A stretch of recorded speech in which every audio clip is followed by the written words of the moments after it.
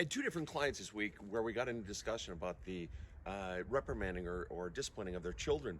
And one of them, the woman was telling me that she was scolding her son pretty hard and elevating her voice a bit. And the other one was the father telling his son, you're a bad boy when the boy would do something. The kid is like 4. Don't be a bad boy. You're a bad boy. And in both cases, I had to bring them to a discussion that my mother had had with me many, many times in my life. I was a troublemaker and a bit of a fuck up and so forth. And my mom, one of the greatest gifts that she gave us kids was she would use this phrase. She would say, Sven, you're not a bad person. You just did a bad thing. Sven, you're not a stupid person. You just did a stupid thing.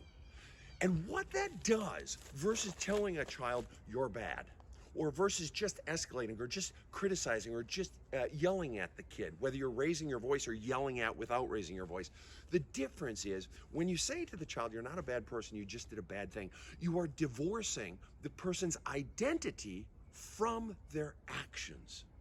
And it's so necessary with children. Why?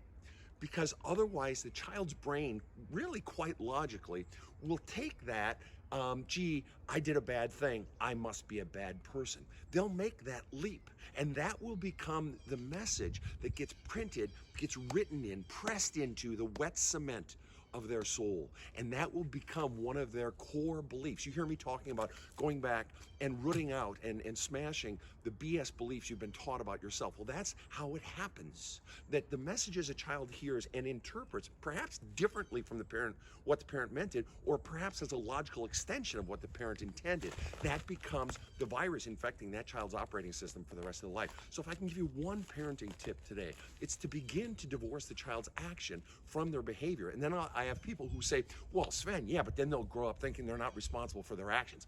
Well, truth be told, children are largely an extension of their parents. So any shit your child is doing, in large part, it's probably because of your parenting, to be really fucking honest with you. But the truth is, by calling out the action, you are identifying that what you're doing isn't okay. So they become conscious of and responsible for their behaviors, but you're just not allowing that to be their identity. And you will have children who grow up to be very responsible and very compassionate.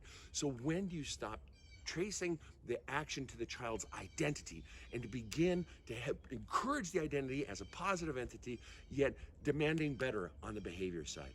Have a kick-ass day.